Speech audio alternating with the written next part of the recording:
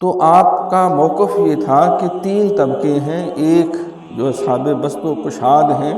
وہ کسی بھی ذمہ دار عہدے پہ فائز ہے، کیونکہ ڈی سی اور ایس پی جو ہے اس کے منہ سے نکلی ہوئی ایک خیر کی بات وہ پورے علاقے کو فیض یاب کرتی،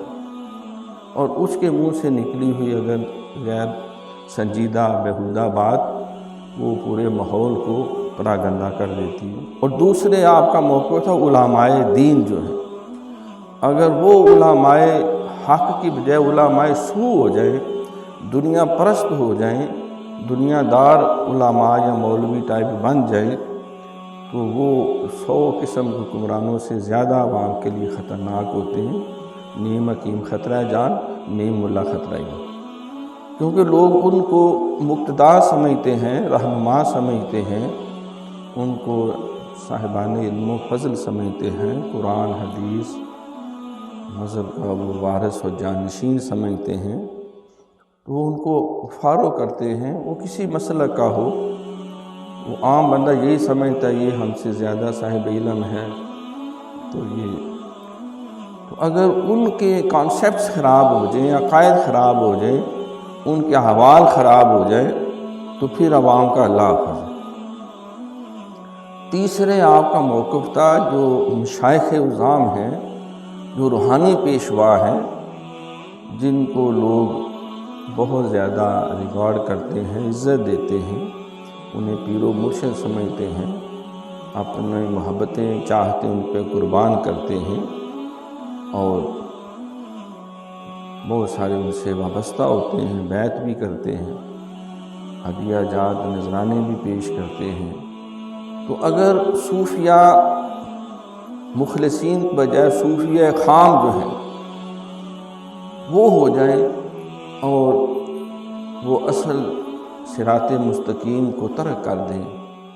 اور اپنے بنائے ہوئے وہ اصول و ضابطے جو ہیں اسی کو شریعت بنا لیں، قرآن حدیث سے بھی آگے لے جائیں، جو میرے منہ سے نکل گیا بس وہ تم سنو،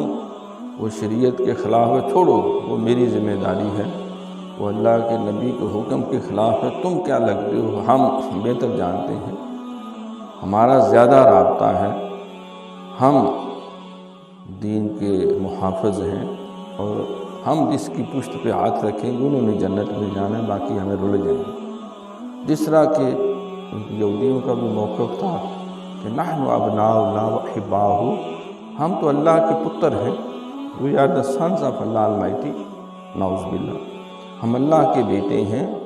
وہ احباء اور اللہ کے بڑے لاڈلے چہیتے ہیں، تو ہم سادات ہیں، ہم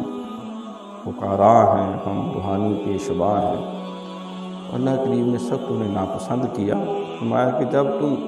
دین کے محافظ نہیں، صراط مستقیم پہ نہیں، تو تمہارا کوئی سٹیٹس نہیں۔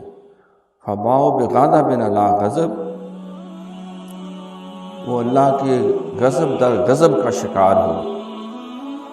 اور اللہ کریم نے ان کے اس موقف کو یا اس دعوے کو بالکل عادت نہیں کیا، جس کو حضرت اقبال نے بھی کہا کہ یہی شیخ حرم ہے جو چرا کے بیچ کھاتا ہے، گلیموں بوزرے دل کے ویسو چادر زہرا، نذرانہ نہیں سود ہے پیران حرم کا، ہر خلقہ سب اس کے اندر ہے مہاجن،